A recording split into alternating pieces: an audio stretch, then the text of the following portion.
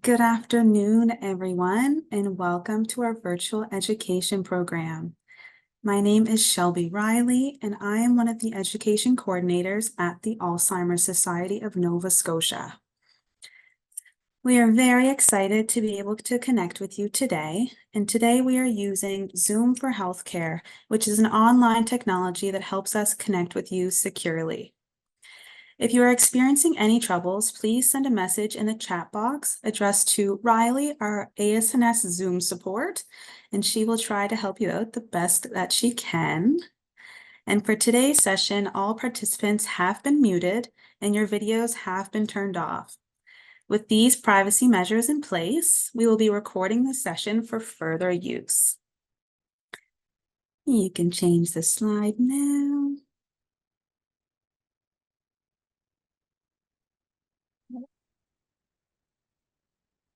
Thanks, Ashley.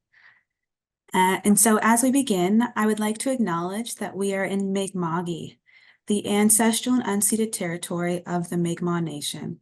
We are all treaty people. The Alzheimer's Society is committed to undertaking work to create collaborative and respectful relationships. Together, our goal is to identify and develop tools that align with the beliefs and needs of Indigenous, African Nova Scotian, Acadian, and all equity-seeking communities across our province. We are committed to walk as community members in the elimination of racism, not just from across healthcare, but from across society at large. At the Alzheimer's Society of Nova Scotia, we are working towards becoming a more diverse and inclusive organization where all Nova Scotians can feel a sense of belonging.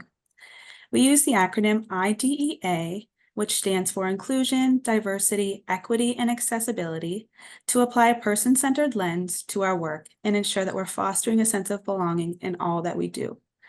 So to facilitate this work, we're very grateful to be collaborating with some of the organizations that you can see here on your screen today. But we're always open to learning and growing, so please feel free if you would like to reach out and work together in this IDEA space. And so again, thank you for joining us this afternoon. Our audience today includes people living with dementia, people caring for someone with dementia, and people who just want to learn more. And so kind of the run of show is we'll have about a 35-minute presentation, followed by a 15-minute question and answer period.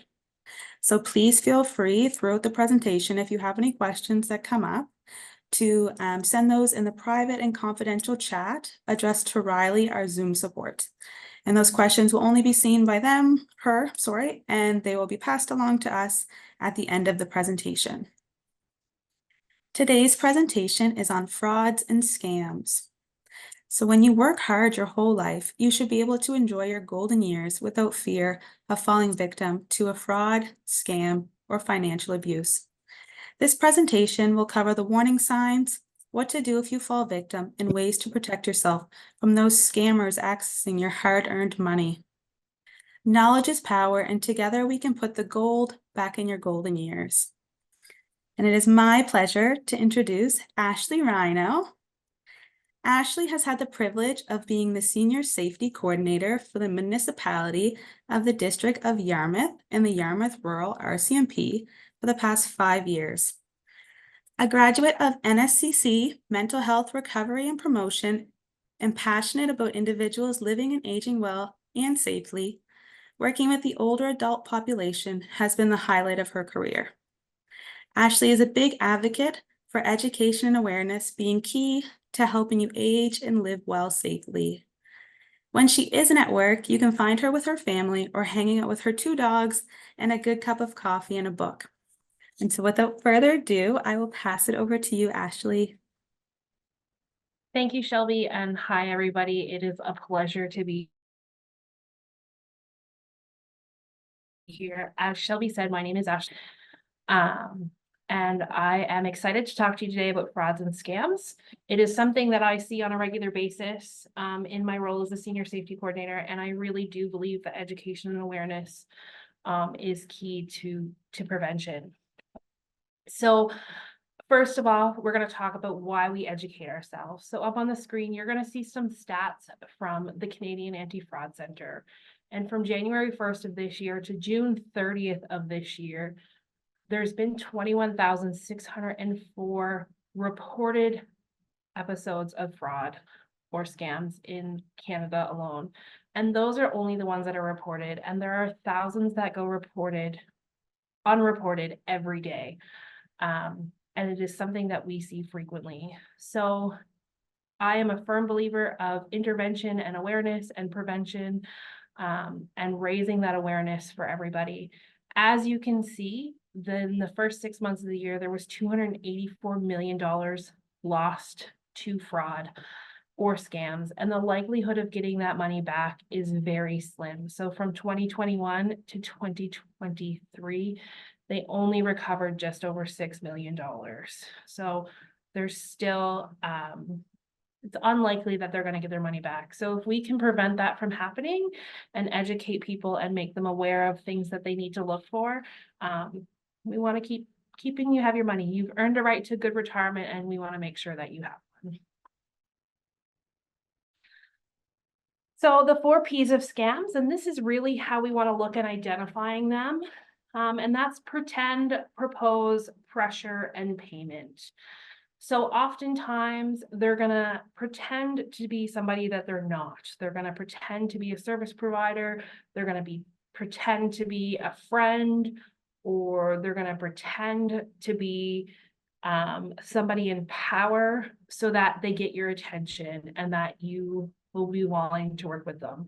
And then they're gonna propose a promise or a problem. So a promise of, oh, you won this, whether it be money, a car, or, that famous phone call where it's a ship and you answer the phone and the ship's blaring in your ear. Or they're going to propose a problem. So there's an issue with your computer, or there's an issue with one of your children or your grandchildren. They're going to propose that something is wrong and it needs to be fixed. And they're gonna want it to be fixed immediately. So you won this prize and you immediately need to do this. Or your grandchildren are in trouble and you immediately need to do this. And they're gonna put that pressure on. And then there usually comes a payment, whether it's an e-transfer or a wire or a send actual physical money, or it could be something like an iTunes card or a gift card or a Visa gift card. And that payment will help resolve the problem, is what they're telling you. When in actuality, it's only beginning the problem and it's not actually not solving it. So I think we need to really look at social media privacy and internet safety when it comes to talking about frauds and scams. A lot of the frauds and scams that we're seeing today, not all of them, but most of them are happening via social media. And oftentimes we are not fully aware of what a platform can do or what a media platform can do. And it leaves us in a very vulnerable situation. So we have to be really careful with what we share and how we utilize those platforms, and making sure that we're using them in a right way, and in a secure way. So one of those things is that we're not sharing personal information. So I know on my Facebook, I have friends that love to share with each other and have a conversation or post pictures, or they go on vacation and they post pictures. So it's okay to do that, but just be careful how you do that. So if you're on vacation and you want to share your vacation pictures, don't share them while you're on vacation, because that lets people know that you're not home and your home now becomes a target. Or, if you go on Facebook, sometimes you'll see the question challenge where you answer all these questions, and it's, the name of your first dog, or your mother's maiden name, or your favorite color. Those are often security questions. So a lot of times with social media, we're giving more information that allows them to hack us without us even realizing it, and we're doing it unintentionally. So be really, really careful when you share personal information on social media platforms, whether it be Facebook or Instagram. Snapchat, Twitter, whatever you're using, it's key that you're really careful to that. Don't click or share unknown sources. So often those are links. So sometimes people will send you an email or they'll send you a message and there's a link and it looks a little suspicious. Don't click on those, don't share those. Those often lead to trouble or to viruses. And it's really important that those aren't clicked on. Don't respond to strangers. This is really, I see this a lot on Instagram. I see it a lot on Facebook, that I'll have a stranger request, and usually they come in as a message request, not always. And it's from somebody who I don't know. I just ignore it. I block it, I delete it, I get rid of it. Chances are, if a stranger is gonna contact you, they're doing it for a reason that's not necessary. And if something is really wrong with a family member or a friend, they're gonna find that family member or friend should directly call you, or you call them. A secure network, so password protected Wi-Fi. Don't leave your Wi-Fi networks open, and use a secure password when it comes to your Wi-Fi network. So oftentimes when you get a Wi-Fi network set up, it will give you a jumbled, scrambled letters. Keep that password, write it down, put it in a safe place, or change it to something that you're going to remember that nobody else does. So often that could be something like, if your modem is next to your TV, maybe you're going to put TV, your favorite channel station, CTV, so TV, CTV 2024, or something that you're going to remember. Don't use your phone number, don't use your house number. Those are easy things to guess. Keeping your devices updated, including your phones and your iPads, your computers, also helps stay up to date with technology.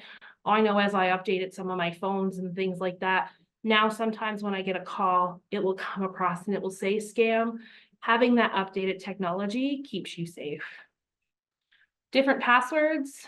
I know people who are big fans of the same password for everything because it's really hard to update and to remember. Get a password book, put it in a safe spot like where you would keep a social insurance number or a passport or important documents in a safer filing cabinet. And that way, you have it in a safe spot if it's needed, but that nobody is guessing your passwords, so that when they get into one thing, they're not going to get into everything else because it's a different password. Deleting suspicious messages again and again, knowing the platforms you use. So I'd encourage you to reach out to your local libraries. I know a lot of them historically in the past have done information sessions on how to safely use tablets or devices, or reach out to somebody in your community who you know is well versed in those aspects of technology use, because it's really important to know the platforms you use and know them in a way that you're safe to use them. So I would encourage you to reach out if you're not sure. So ways we can prevent ourselves from being scammed are the ones that we know. Our loved ones being scammed is that we raise awareness and we be vigilant. So we're not sharing that personal and confidential level information.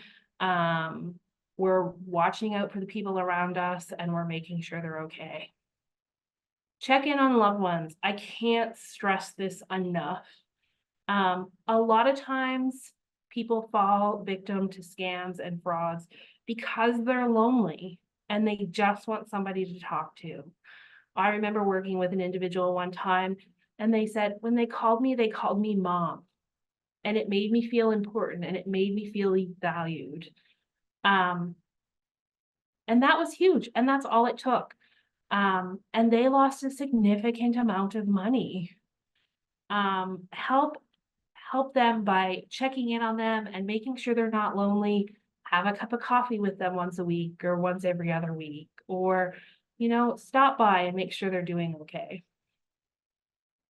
Listening to your gut. If it's too good to be true, it probably is. And just really, that gut instinct goes a long ways.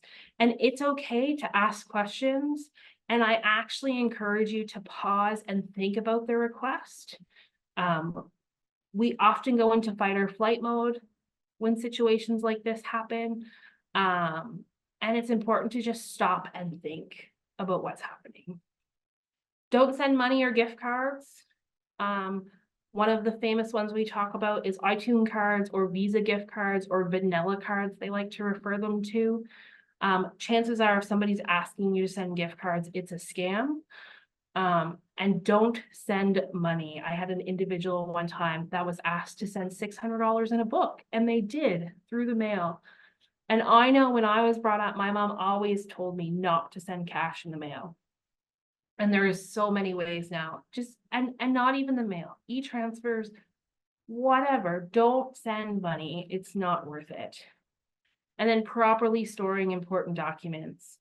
Most people keep their social insurance number in their wallets. And I will strongly encourage you that if you do anything from this session today, that it's you properly store your social insurance number. If somebody has access to that number, they have access to anything they could need in regards to your finances or creating an account or getting other information about you.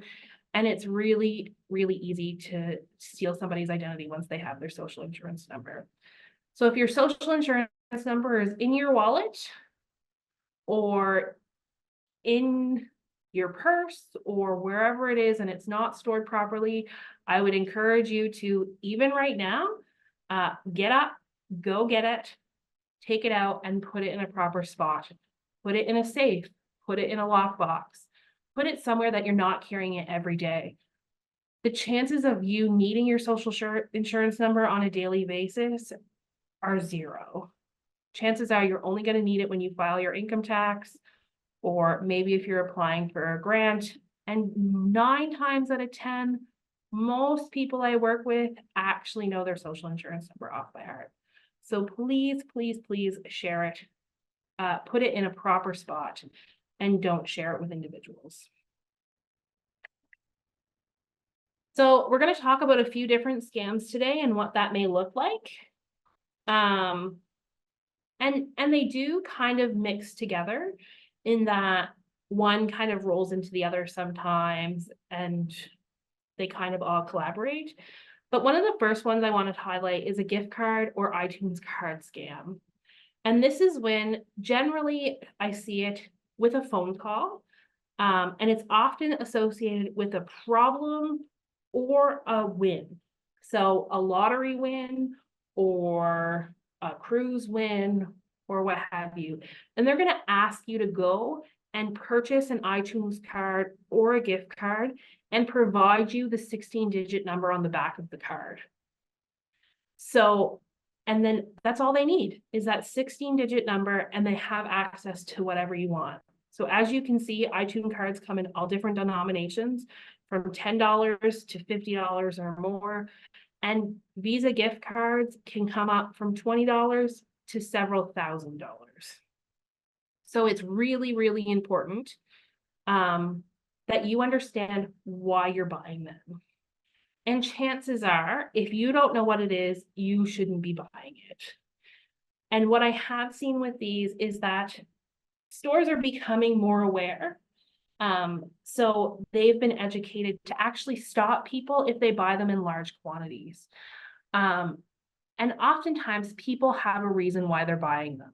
Oh, I'm buying them for my sister, or oh, I'm buying them for my granddaughter, or oh, I'm buying them for this person. And they can't really stop them, but that's because the scammer has actually instructed them to say that.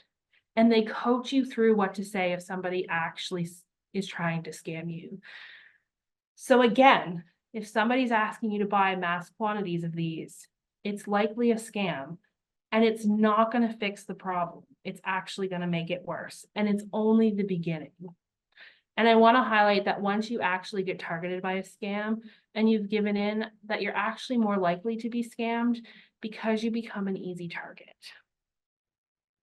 So oftentimes they'll ask you to buy a gift card, and it's so that you can pay the lawyer for your prize that you've won, or you can pay them to get somebody out of jail, or you can pay them to fix whatever's wrong with your house. Remember, they're proposing a problem or a promise, and that's how they're gonna fulfill that. Once you give them that first gift card, there's gonna be a reason to buy another one, and then another one, and then another one. And their famous line is, just one more time. Just one more time and you'll have your prize, or just one more time and the problem will be fixed. When in reality, that's not the case. Online romance scams, and this really goes back to that loneliness factor and people being lonely. As we get older, our families pass away, or our loved ones pass away, or there's issues within a relationship, and we become vulnerable. And we fall victim to online romance scams. And it's just so sad. And I think this is when we really need to speak with our people, and we need to visit them, and we need to love on them a little bit more so that they're not feeling that loneliness.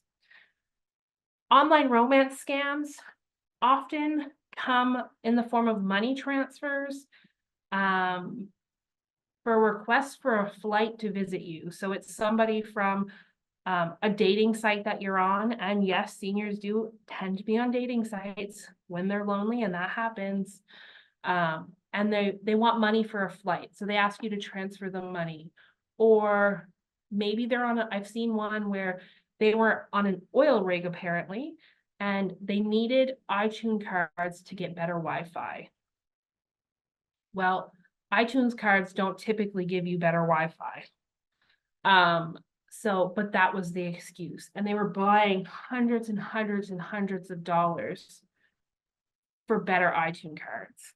And I've also seen with romance scams that it includes other people's. So it includes the scammer's son, or their lawyers, or people from customs, as they try to get personal boxes sent to you. And really, it's just the scammer still communicating with you, just on a different platform. So I've seen it where they wanted to send boxes with all their possessions, including their money, because they're stuck again on an oil rig, but they need money to do that. So again, they ask for a wire transfer. All kinds of ways. So again, if you're looking to meet someone, check in with the recreation programs in your local area. Talk to your local recreation department. Maybe there's a seniors dance that happens once a month, or maybe there's a seniors lunch and learn that happens every once in a while. Those are great places to meet someone, and you can do it in a public and secure environment. Whereas if you meet somebody online, you never really know that if the picture that is posted is actually the person you're talking to. And never ever send them money, because again, is this really who you're talking to, and what is the purpose of that? Grandparents scam, and this is one that we see. I haven't seen it recently, but I know it was going around again fairly quickly recently. And it tricks somebody into believing that a family member is in trouble, and it requests immediate finances. So, and they call you early in the morning. So 6 o'clock in the morning, 5 o'clock in the morning. Hey, grandma, hey, grandpa. And they say, Joey? And they go, yeah, it's Joey. I'm in jail and I need bail money. But really, Joey is actually home in his bed, and you're talking to a scammer. But because you were not alert and not realizing it, when they say grandma, grandpa, and you say Joey, you've just given them Joey's name, and they're going to run with that. Chances are Joey's not in trouble. He's home in his bed, having a good slumber. And the first thing you need to do is hang up the phone and call Joey's parents to make sure he's okay. And make sure that he's actually home in bed, or call Joey himself if he's older, and know that he's okay. And really, it comes back to that pause and wait. Think about what's happening. Be careful when you go into that flight or flight mode, because they really are good at what they're doing and they're really easy to trick you into what's happening.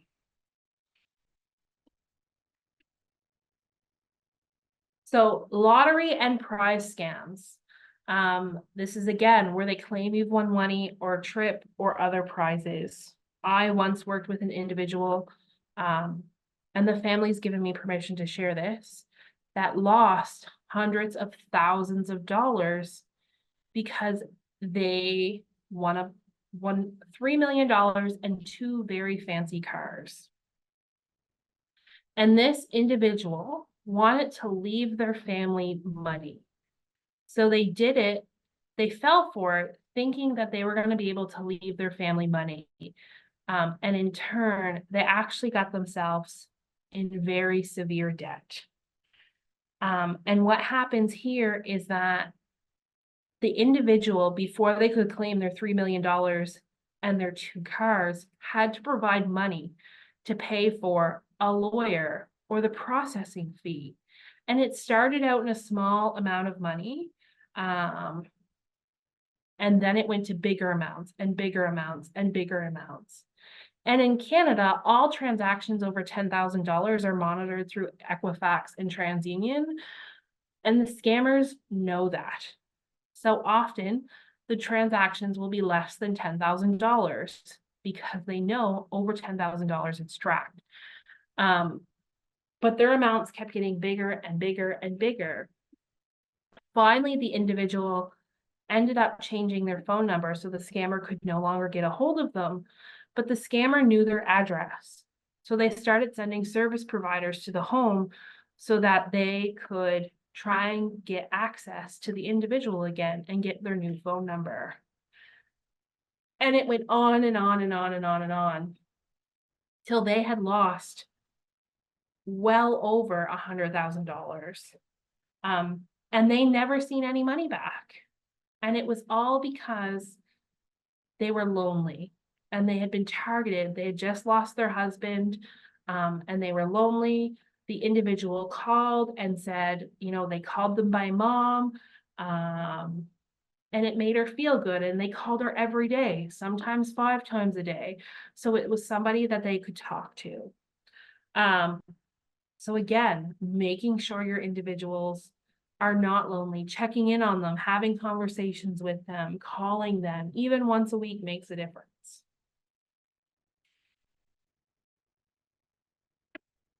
Service scams. So they claim to help you with a service and offered reduced rates or deals. I've seen this one most after something like a hurricane or after there's been some sort of natural disaster. Somebody will come, they'll knock on your door, they'll say, hey, I've seen that you lost a shingle. I'd be really happy to fix that for you. If you give me $500, I'll go and get the materials and I'll be back this afternoon to fix that. So the individual gives them the $500 and they go off and do whatever they want with the $500. In the meantime, you don't actually get your roof fixed. And you're now out the money that it would take to fix your roof. Be careful with these. Again, pause and think about it. Oh, thanks for noticing, but I actually called my son this afternoon and he's actually going to come up by after work to fix that for me. Or can you give me your business card and I'll call you back when I'm ready to fix it? Or can I see some identification with the company you're working for? I don't know if anybody's tried to get a contractor lately, but they're very hard to come by and chances are they're not going to go to your door and solicit to do carpentry work because they're too busy to do that. So being careful, making sure you're asking for ID, looking for a marked vehicle is another key one. Chances are if they're coming from Eastlink, Bell, you know, a big carpentry company, their vehicles are going to be marked. Tell them no thank you and then visit the storefront again, making sure that you're calling them on your terms, not on their terms. And never give them money up front. Pay for the job once it's completed. and making sure that it's done to your satisfaction. You should never, ever give them money up front. And this would in turn to make sure that they're charging you a fair price for the product that you're actually getting. So I always like to say the rule of two. If you're looking to get carpentry work done, it's okay to call and ask somebody for a quote. And then tell them you'll get back to them after you have that quote. And then call somebody else and ask them for a quote and see if they're reasonable. So if you're getting, one quote at $5,000 and one quote at $3,000, well, why is there such a big difference? So maybe you look at a third quote to see what's actually more accurate. And just be making sure you're paying a fair price for the service you're asking for. Telephone scams, these are often linked to, the one I get the most often is my electric company or an issue with my computer. And they want you to have it fixed. So giving them access to your computer, they may be pressuring you into purchasing product to protect your home, security system, or whatever, or sending them money so that they can send you a product. They often call very early in the morning, when you're disoriented, when you wake up, so that you're quick to answer and they don't, they get what they want, versus they're not going to call you at 2 p.m. when you're maybe at your best and you're likely to catch on. They want you disoriented. You'll often see it sometimes that there's been charges on your Visa card or your MasterCard.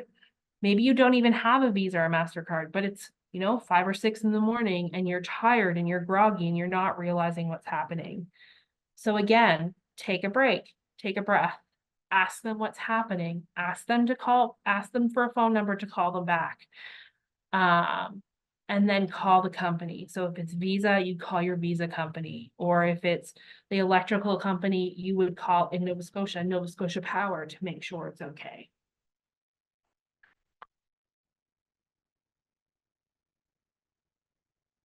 This is another really, really important thing with the power of attorney theft and misuse. A power of attorney is one of the most important documents you're ever going to sign. And you really, really, really have to trust the person that you assign to do this for you. And it gives them a lot of power to work with it. And it's to protect you and your finances. So you really want to pick somebody that you trust, that's going to act in the best interest of you and would make the same decision that you would make for yourself. You want to pick somebody that's maybe been in your life a long time. Somebody who's going to take you to do menial tasks. So if you need to go get groceries or you need to run an errand, they're not grumbling about that every time you need to do that. They're going to pick you up and take you and you're going to go and do it. And you want to consider their maturity levels and make sure that they can handle the responsibility. If your power of attorney is being used and not used in a proper way, it's actually very hard to prove misuse of a power of attorney, which is why it's so, so, so important to pick somebody that you trust and somebody that you can reach out to and is reachable and will work with you and be confident in their judgment. And just because you think it should be your older child or spouse doesn't actually mean it has to be. It doesn't have to be in chronological order. If your oldest child is the person that you think it should be, but you really don't think they would be good at it, but your youngest kid would be spot on, pick your youngest. If they're over the age of 18 or 19 and they can make those choices, it's okay to pick somebody else. You want to make this decision for you. And you never want to sign this document under pressure and without understanding what you're signing, because again, it's a really, really, really big decision. And I'm also going to encourage you that when you make this document, that you talk to a lawyer who is unbiased to the situation. because they're gonna act in your best interest. And they will make sure that it's actually witnessed properly. Power of attorney misuse and abuse is something that we see fairly often. So it's very important that it's somebody who's going to act in your best interest. And like I said, will do that menial task for you, and make the decision in your best interest. These people have access to your bank accounts, to your money, to things that the same things you would have access to. They can make changes to your accounts. They can freeze them. They can lock them. So the person that you pick really needs to be somebody that you can trust. And this is one of the key things that can be used in prevention, especially as you age. And especially if you have somebody that you trust and they're going to act in your best interest and they're actively checking on things, maybe they're going to spot something that's out of order in your bank accounts and they're going to talk to you about it. And they're going to stop those payments from happening, or they're going to have a conversation and ask you why they're happening.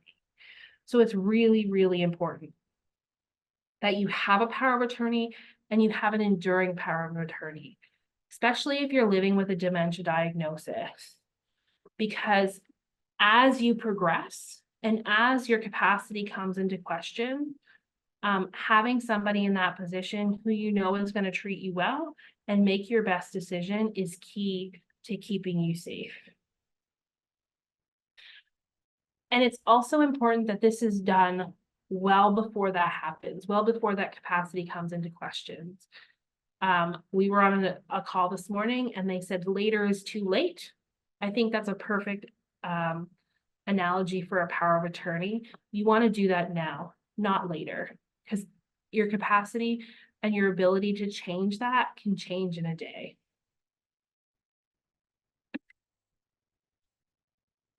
Lastly, what happens if you fall victim, or how do you report a scam? So we will always encourage you to work with the Canadian Anti-Fraud Center and the RCMP. Being scammed, unless you're in immediate danger, is not a reason to call 911. So we would encourage you to call the non-emergency police line to report anything that looks suspicious or may be suspicious. If you think you're going to be scammed, if you've already fallen victim, contact them to report it. The likelihood of you getting your money back is very, very slim, but it at least opens a file and is able to track things, and they can instruct you on next steps. I'm going to also encourage you to contact your local financial institutions so that they can put a note on your account. And you also want to contact the credit bureaus in Canada, so Equifax and TransUnion, so that they can put a watch on your social insurance number, and just kind of put a screening to make sure that you're protected, and they can stop anything that looks fraudulent from happening in the past. Lastly, if you are fortunate enough to have a senior safety coordinator in your area, I would encourage you to contact and reach out to them, because they can talk with you, they can work with you, and they can kind of help you sort out next steps. And if you look to the left of the screen, it says recognize, reject, and report. So it's important to recognize that you're being scammed, reject the offer, so reject the problem or promise that is being presented to you, and then report it to your RCMP or your anti-fraud center, and chat with your senior safety coordinator and your bank to make sure that you are safe and you are doing okay. I want to highlight that if you've fallen victim to scam or fraud, it is not your fault. We are all vulnerable and we never know how we're going to act in those situations or react in those situations. A lot of times people won't come forward because they're embarrassed. They think it's never going to happen to them. You know, it's really hard to comprehend. Some of the people that I've seen lose the most money have been people that were very prominent in their community. They were well educated, you know, hardworking people, and they just got caught up in the story of what the scammer was presenting. It's not their fault. We are all vulnerable to be victims to scam, and there's nothing to be ashamed of. And we really don't want you to sit in that shame by yourself. We really want to talk with you and work you through that. So I would really, really encourage you to reach out. Anytime I've had somebody reached out, we try and meet them with compassion and understanding and kind of support them through the process. And there are times where maybe we can prevent it from happening again, or maybe we recognize things or give you a different idea that maybe you haven't thought of. So there is nothing to be ashamed of, and I do encourage you to reach out. Alternatively, the Canadian Anti-Fraud Centre has a fantastic resource library of resources on reporting fraud and what it looks like, and ways to kind of protect yourself. And again, the local RCMP, and they also have some suggestions that they can work with. But ultimately, we really need to protect ourselves and to protect one another. And that is it for me today. So I am open to any questions, and I just want to thank you again for having me and allowing me to talk about this subject and raise awareness with you. Thank you so much, Ashley. This was amazing. And I think this is a topic that we can all benefit from. As I'm sure with technology and tactics kind of advancing so quickly, I think you said it best towards the end. It could be any one of us. So we really appreciate having you here. And I guess without further ado, we do have some questions for you.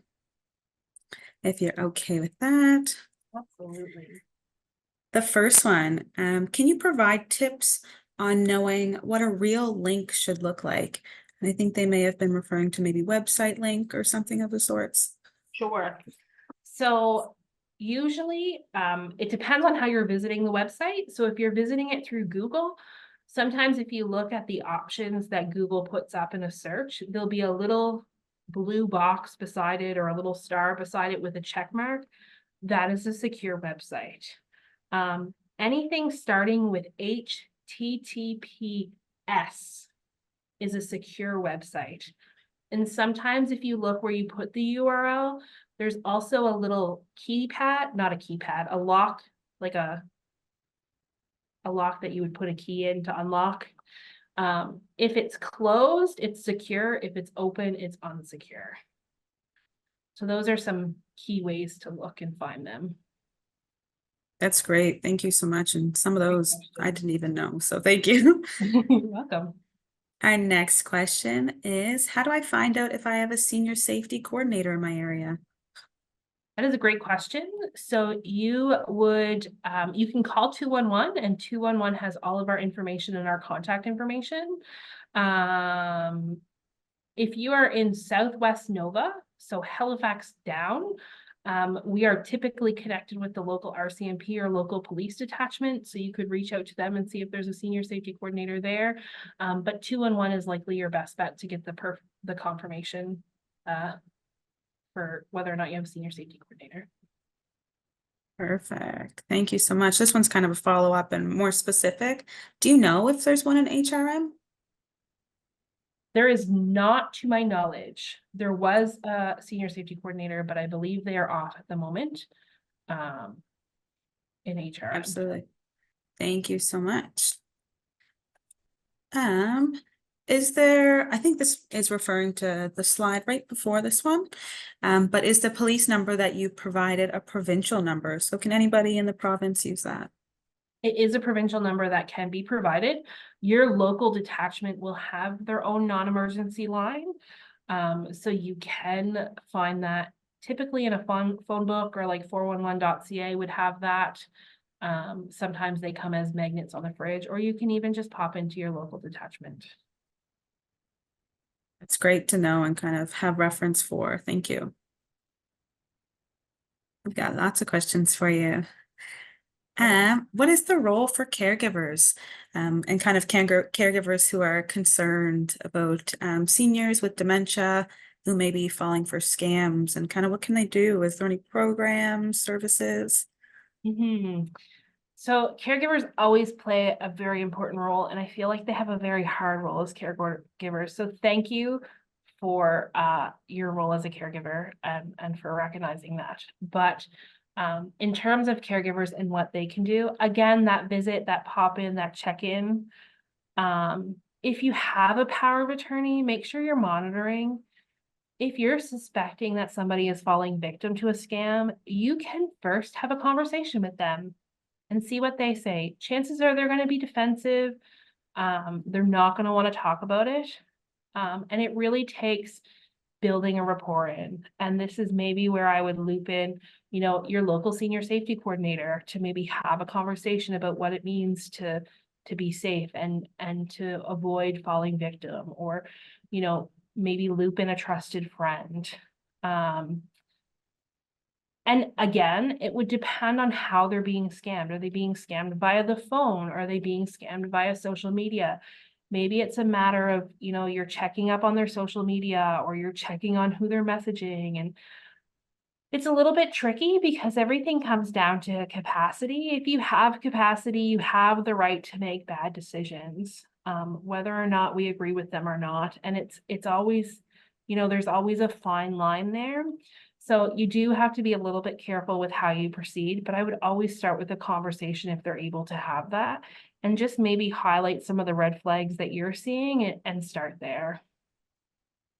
Definitely. Thanks for that. And I think the conversation piece that you pointed out is so important to kind of have those different perspectives and even just opening the communication there. Absolutely. Thank you. The next one is kind of very specific to Facebook. Is there any tips to stay safe on Facebook? Broad question. I guess I can follow it up. They had a follow-up question. It is a great question. Tips to staying safe on Facebook. So keep your account locked. So limit who can view your account.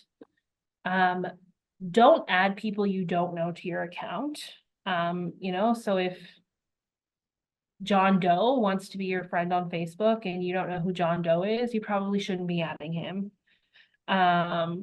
If you get a message request from somebody and you don't know who they are, don't add them, and just, keep it locked. Be careful what you're posting on Facebook. You don't need to post everything on Facebook about your life and where you are. I mean, it's exciting, but it's also really exciting to share that in person with the people that you love. So, making sure it's locked, making sure you're not adding people you don't know, making sure you're careful in what you share in that personal information. Yeah, are really some of the very basic things that you can do to kind of protect yourself and those that you love. Absolutely. And I think it's important. I started that question by saying very specific to Facebook, but a lot of the things you said can relate to a lot of different social medias and websites and things like that. And we're really as we think of, like, social media is still fairly new. So there's new developments happening all the time. And if you think of somebody who is maybe in their 80s or 90s, well, they didn't grow up with social media. So if they're living with a dementia diagnosis and they're thinking that they're actually, 50 or 60 or 40 and social media wasn't even a thing then, they're going to have a really hard time utilizing it in a way that is safe. So just, again, making sure that profile is locked, making sure you're maybe sharing it with somebody so that they know. And really going back to knowing the platform that you're using. Maybe you want to take a class on Facebook in and of itself, or your grandkids are really good at it, or your kids are really good at it. So maybe you want to have a conversation with them on how you can stay safe on Facebook as well, or any social media. Right. That's great. Thank you so much. This one's kind of a follow-up to that. If you've reported a scammer on one of these social media sites and it's come back that the website or the social media has deemed it to be okay, what would kind of be their next steps? I've reported again. Really. And maybe you need to change your reasoning why it's reported. You can also block them, Mm. is a good way to do that for your for yourself. It doesn't necessarily protect other people, but it will stop you from seeing their information as well. But I would definitely try and report it again. Maybe you just need to reword how you reported it the first time a little bit differently to kind of fall within their guidelines or what have you. But yeah, absolutely. Definitely. Absolutely. And sometimes it's those little nitpicky things that may have got it kind of approved to be okay. And so just rewording it could do the trick for sure. Totally. And maybe we'll do one more. How can families and caregivers keep up to date on new scams and fraud tactics? So the Canadian Anti-Fraud Center, I had mentioned them before. They have a fantastic resource and website. They typically keep it very well up to date on, hot button topics. Again, having conversations with people in your network. Hey, I got this scam call the other day and this is what they wanted.